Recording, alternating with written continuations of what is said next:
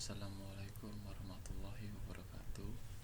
Saya Hari Rusman Putra dari 3IA12 Universitas Gunadarma akan menjelaskan tentang pengantar teknologi game mata kuliah soft skill.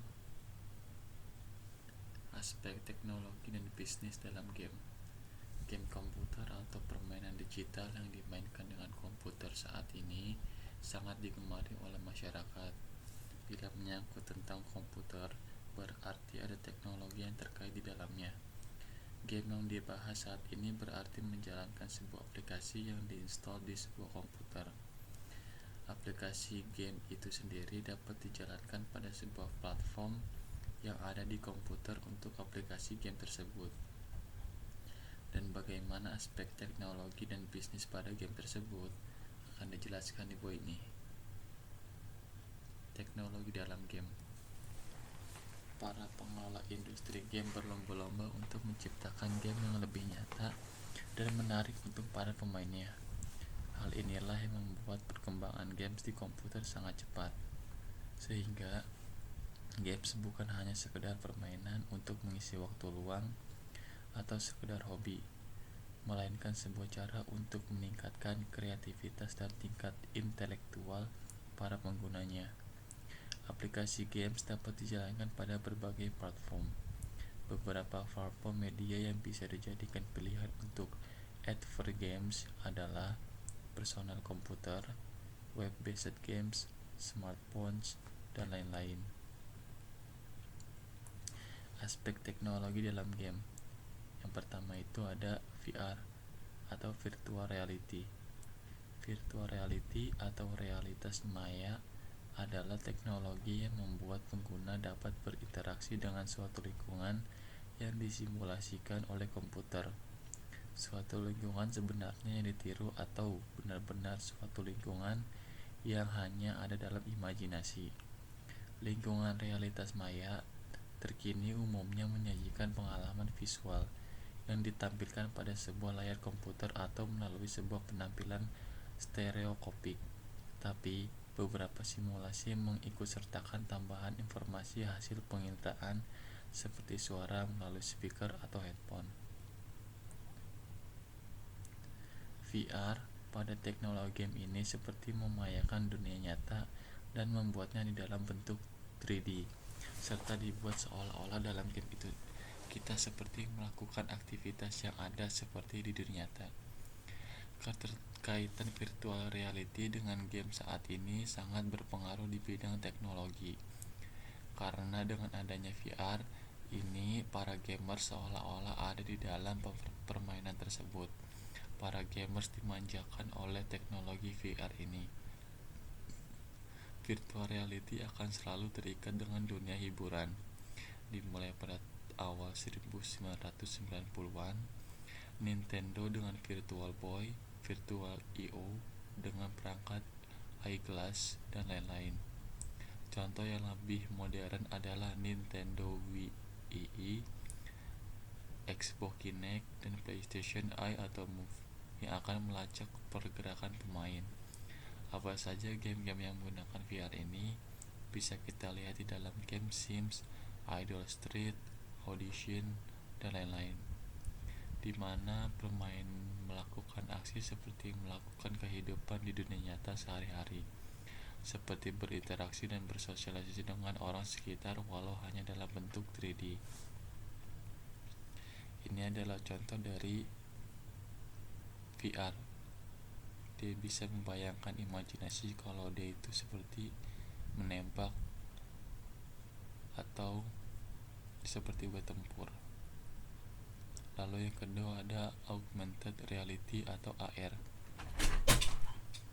Realitas bertambah atau kadang dikenal dengan singkatan bahasa Inggrisnya AR adalah teknologi yang menggabungkan benda maya 2 dimensi dan ataupun 3 dimensi ke dalam sebuah lingkungan nyata 3 dimensi, lalu memproyeksikan benda-benda maya tersebut dalam waktu nyata.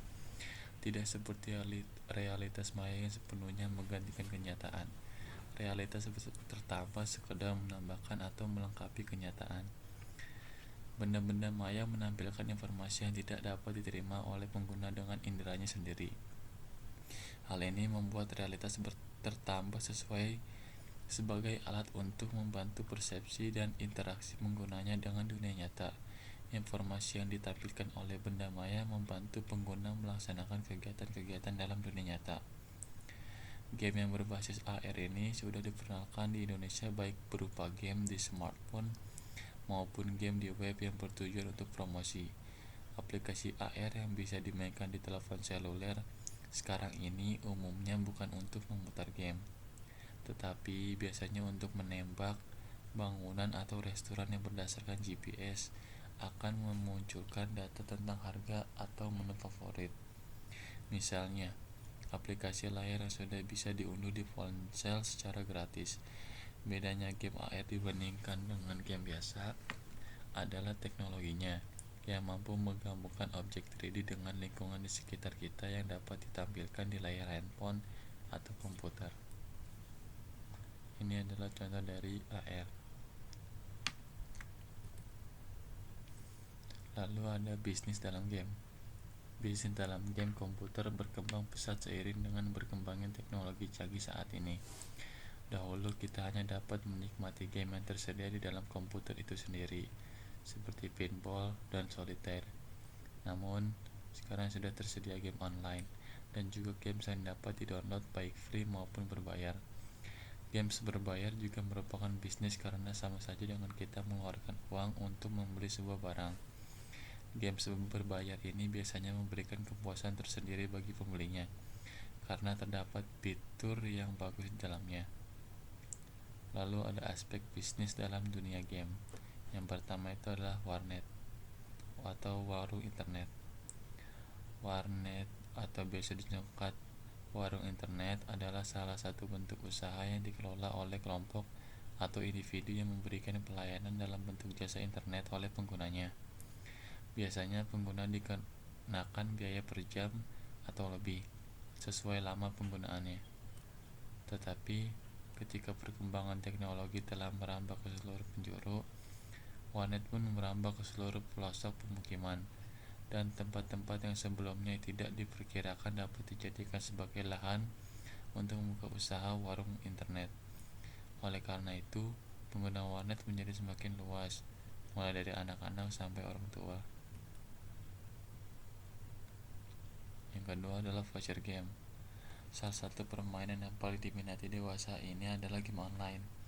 Seiring dengan perkembangan teknologi yang berkembang dengan pesat, permainan anak zaman sekarang sudah jauh lebih canggih dibandingkan dengan zaman dahulu, yang hanya memberikan permainan tradisional saja.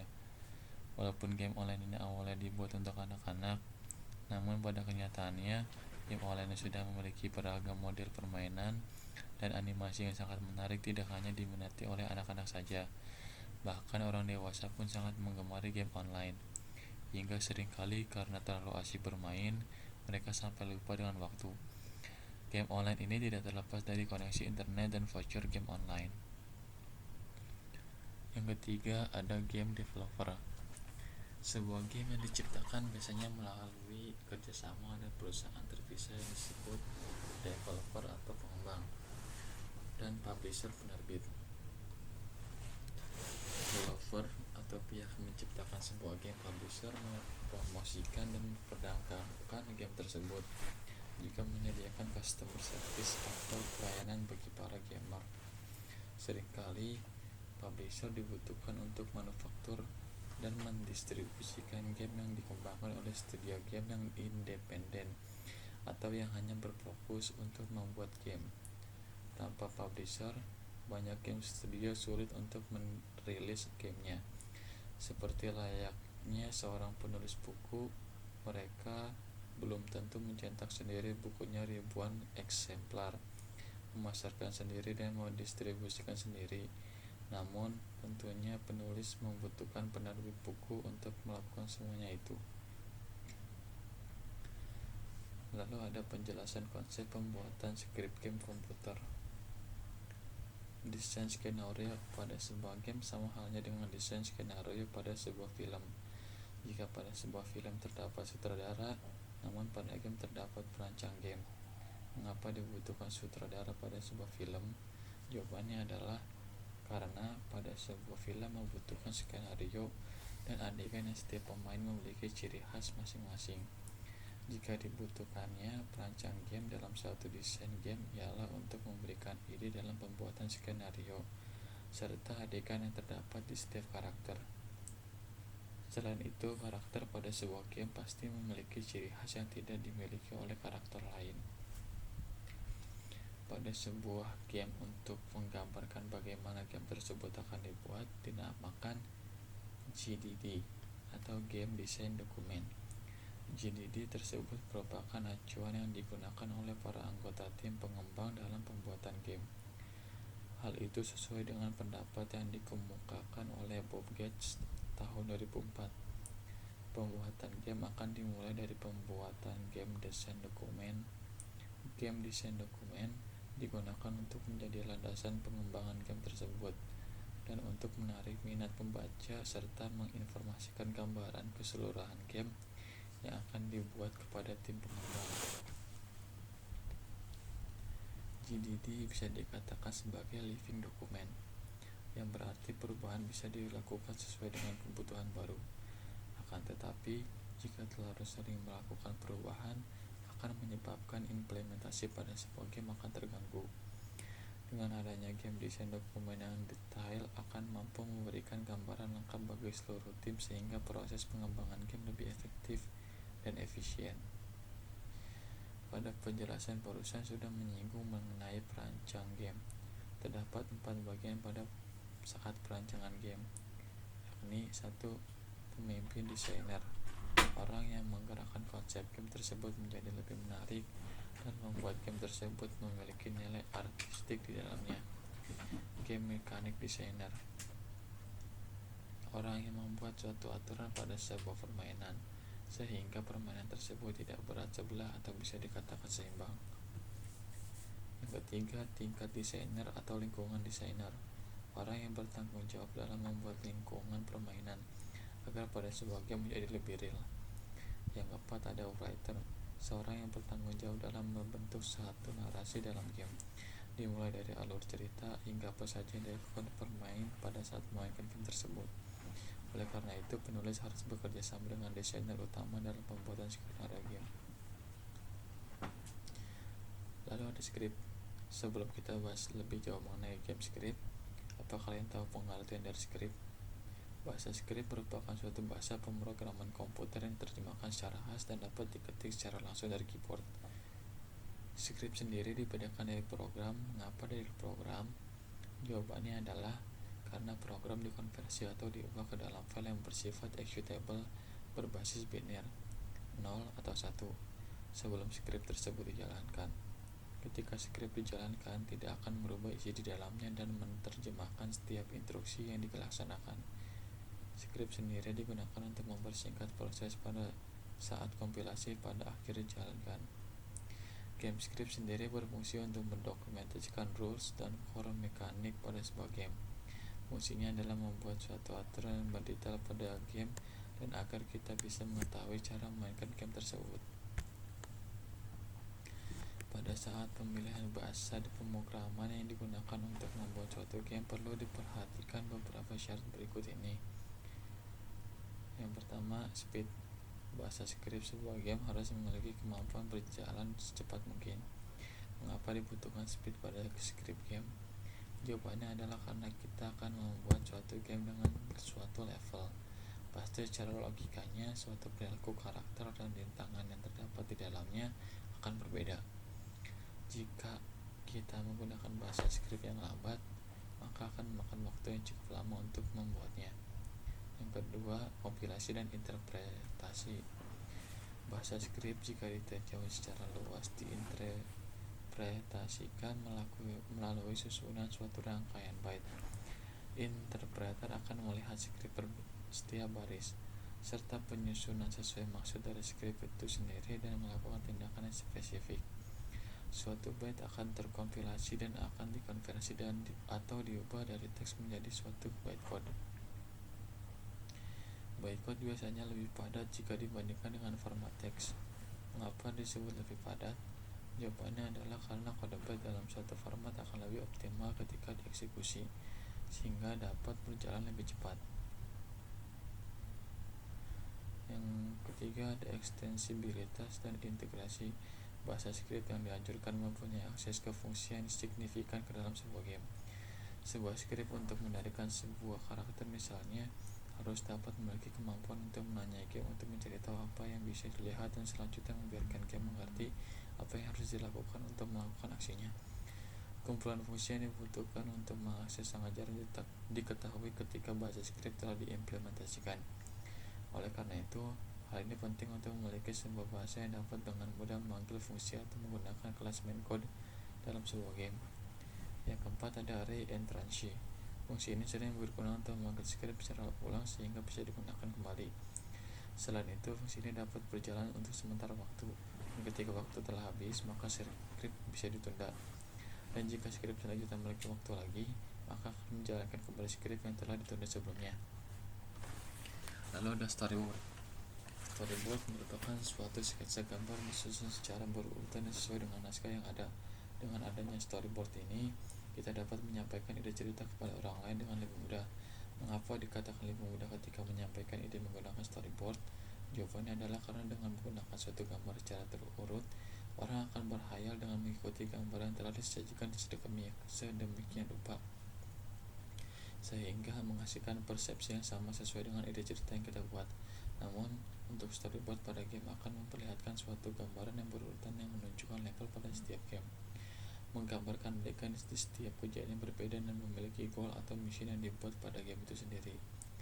Storyboard pada game juga menjelaskan alur cerita yang dimiliki oleh game tersebut, tapi itu semua tergantung dari genre game itu sendiri. Di sini saya akan mengambil sebuah contoh game bergenre arcade yang lebih memfokuskan pada perolehan poin, sehingga tidak memiliki alur cerita. Sehingga storyboard pada game arcade tersebut adalah bagaimana player dapat mengumpulkan nilai atau poin setinggi mungkin untuk bisa memenangkan game tersebut. Penjelasan konsep artificial intelligence untuk game komputer. Kecerdasan buatan atau kecerdasan yang ditambahkan kepada suatu sistem yang bisa diatur dalam konteks ilmiah atau intelijensi artificial. Artificial intelligence atau hanya disingkat AI didefinisikan sebagai kecerdasan entitas ilmiah. Sistem seperti ini umumnya dianggap komputer. Kecerdasan diciptakan dan dimasukkan dalam satu mesin atau komputer agar dapat melakukan pekerjaan seperti yang dapat dilakukan manusia. Beberapa macam bidang yang menggunakan kecerdasan buatan antara lain sistem pakar, permain komputer, games, logika fusi, jaringan syaraf tiruan, dan robotika. Walaupun AI memiliki konotasi fiksi ilmiah yang kuat, AI membentuk cabang yang sangat penting pada ilmu komputer, berhubungan dengan perilaku pembelajaran dan adaptasi yang cerdas dalam sebuah mesin. Penelitian dalam AI menyangkut pembuatan mesin untuk mengotomasikan tugas-tugas yang membutuhkan perilaku cerdas, termasuk contohnya adalah pengendalian perencanaan penjadwalan, kemampuan untuk menjawab diagnosa dan bertanya pelanggan, serta pengenalan tulisan tangan, suara, dan wajah. Hal seperti ini telah menjadi disiplin ilmu tersendiri yang memusatkan perhatian pada penyediaan solusi masalah kehidupan yang nyata.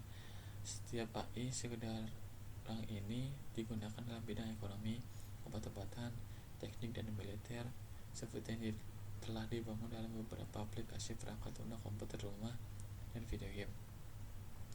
Sejarah kecerdasan buatan. Pada awal abad 17, René Descartes mengumumkan bahwa tubuh hewan bukanlah apa-apa melainkan hanya mesin yang rumit. Blaise Pascal menciptakan mesin penghitung digital mekanis pada tahun 1962. Pada 19, Charles Babbage dan Ada Lovelace bekerja pada mesin penghitung mekanis yang dapat diprogram. Bertrand Russell dan Alfred North Whitehead menerbitkan Principia Mathematica yang merombak logika formal. Warren McCulloch dan Walter Pitts menerbitkan Calculus Logics, gagasan yang tetap pada dalam aktivitas, pada tahun 1943 yang meletakkan pondasi untuk jaringan syaraf. Tahun 1950-an adalah periode usaha aktif dalam AI. Program AI pertama yang bekerja terus pada 1951 untuk menjalankan mesin Ferranti Mark I di University of Manchester atau UK, sebuah program permainan naskah yang ditulis oleh Christopher Strachey dan program permainan catur yang ditulis oleh Dietrich Prince. John McCarthy membuat istilah kecerdasan buatan pada konferensi pertama yang disediakan untuk pokok persoalan ini pada 1956. Dia juga menemukan bahasa pemrograman Lisp. Alan Turing memperkenalkan Turing Test sebagai sebuah cara untuk mengoperasikan tes perilaku cerdas. Joseph Weisbaum membangun ELIZA, sebuah chatbot yang menerapkan psikoterapi Rogerian. Selama tahun 1960-an dan 1970-an, Joel Moses mendemonstrasikan kekuatan pertimbangan simbolis untuk mengintegrasikan masalah dalam program Maxima, program berbasis pengetahuan yang sukses pertama kali dalam bidang matematika. Marvin Minsky dan Seymour Papert menerbitkan perceptrons yang mendemonstrasikan batas jaringan syaraf sederhana, dan Alain Kolmogorov mengembangkan bahasa komputer Prolog. Dead Life mendemonstrasikan kekuatan sistem berbasis aturan untuk representasi pengetahuan dan inferensi dalam diagnosa dan terapi medis yang kadang-kala disebut sebagai sistem bakar pertama. Hans Moravec mengembangkan kendaraan terkendali komputer pertama untuk mengatasi jalan berintang yang khusus secara mandiri. Pada tahun 1980-an, jaringan syaraf digunakan secara meluas dengan algoritma perawatan balik. Pertama kali diterangkan oleh Paul John Warbush pada 1974. Tahun 1990-an ditandai perolehan besar dalam berbagai bidang AI dan demonstrasi berbagai macam aplikasi, lebih khususnya Deep Blue, sebuah komputer permainan catur mengalahkan Garry Kasparov dalam sebuah pertandingan 6 game yang terkenal pada tahun 1997. DARPA menyatakan bahwa biaya yang disimpan melalui penerapan metode AI untuk unit penjadwalan dalam perang teluk pertama telah mengganti seluruh investasi dalam penelitian AI sejak tahun 1950-an pada pemerintahan AS. Pengertian game. Permainan atau game merupakan sebuah aktivitas rekreasi dengan tujuan bersenang-senang, mengisi waktu luang, atau berolahraga ringan. Permainan biasanya dilakukan sendiri atau bersama-sama. Saat ini game sudah berbentuk digital yang dapat dimainkan dengan komputer, konsol, maupun pada gadget. Hampir setiap anak menyukai game, apapun bentuk game itu sendiri, mulai dari game yang sifatnya sederhana sampai game paling modern sekalipun. Banyak yang memberikan pengertian game itu sendiri, yaitu John Sebeck dan Mitchell Wade. Game adalah penarikan perhatian yang telah terbukti. Game juga merupakan lingkungan pelatihan yang baik bagi dunia nyata dalam organisasi yang menuntut pemecahan masalah secara kolaborasi. Ivan Sisibero. Game merupakan aplikasi yang paling banyak digunakan dan dinikmati para pengguna media elektronik saat ini. Fauzi A. Game merupakan suatu bentuk hiburan yang seringkali dijadikan sebagai penyegar pikiran dari rasa penat yang disebabkan oleh aktivitas dan rutinitas kita. Lalu ada Samuel Henry. Game merupakan bagian tak terpisahkan dari kesaran anak, sedangkan sebagian orang tua menuding game sebagai penyebab penilai anak turun. Anak tak mampu bersosialisasi dan tidak kekerasan yang dilakukan anak. Andek Susilo. Game adalah salah satu candu yang dihilangkan. Bahkan ada yang mengatakan bahwa candu game online setara dengan narkoba. John Naisbitt. Game merupakan sistem partisipatoris dinamis karena memiliki tingkat pencitraan yang tidak dimiliki film. Albert Einstein. Game adalah bentuk investigasi paling tinggi. Wijaya Aryana dan Dini Arifianto. Game merupakan salah satu kebutuhan yang menjadi masalah besar bagi para pengguna komputer, karena untuk dapat memainkan game dengan nyaman, semua komponen komputer harus memiliki kualitas yang baik, terutama VGA card-nya. Dari semua pengertian tersebut, pada intinya video game adalah permainan yang menggunakan interaksi dengan antarmuka pengguna melalui gambar yang dihasilkan oleh variasi video. Game juga merupakan satu sarana untuk menghibur diri. Bermain game sangat efektif untuk menghilangkan stres dan mengasah kemampuan otak. Pada zaman modern ini, banyak permunculan jenis game. Kata video pada permainan video pada awalnya merujuk pada piranti tampilan raster, namun dengan semakin dipakainya istilah video game, Kini kata permainan video dapat digunakan untuk menyebut mainan pada piranti tampilan apapun. Sistem elektronik yang digunakan untuk menjalankan permainan video disebut platform. Contohnya adalah komputer pribadi atau konsol permainan. Menerapkan kecerdasan buatan dalam game. Di dunia akademis, bidang kecerdasan buatan dipelajari secara serius untuk meningkatkan kualitas hidup manusia. Para peneliti dan mahasiswa terus-menerus mengembangkan teknik-teknik pada bidang ini untuk menghasilkan mesin yang semakin mengerti dan memahami kebutuhan manusia. Dalam game berbasis kecerdasan buatan, ada banyak teknik yang diadaptasi dari bidang kecerdasan buatan untuk diterapkan pada game. Beberapa di antaranya yaitu mengejar dan menghindar. Mengejar dan menghindar merupakan teknik dasar yang diterapkan pada banyak game berbasis kecerdasan buatan, dari game sederhana sampai yang kompleks. Apakah itu space shooter, RPG, atau game strategi?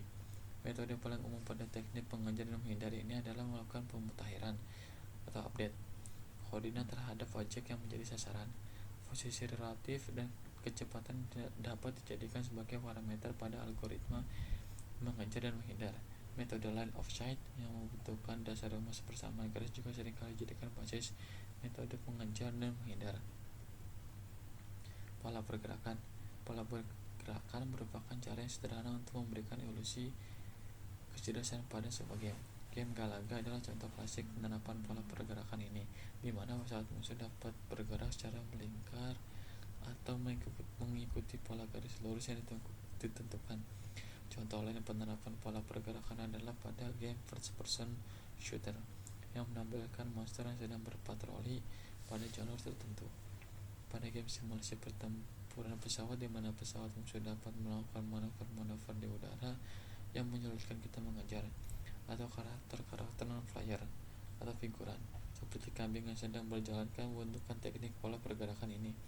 Metode standar untuk menerapkan pola pergerakan adalah dengan cara menyimpan pola tersebut dalam satu array. Array tersebut terdiri dari serangkaian koordinat atau perintah pergerakan dengan pola tertentu untuk mengontrol koordinat dari objek. Dengan metode ini bisa didapatkan pola-pola pergerakan seperti melingkar, garis lurus, zigzag, atau bahkan kurva tak beraturan. Lalu ada fact finding. Metode fact finding paling mudah ditemui pada game-game bertipe strategi, di mana kita menunjuk satu tokoh untuk digerakkan ke lokasi tertentu dengan mengklik lokasi yang hendak dituju. Si tokoh akan segera bergerak ke arah yang ditentukan dan secara cerdas dapat menemukan jalan terpendek ataupun menghindari dari rintangan-rintangan yang ada.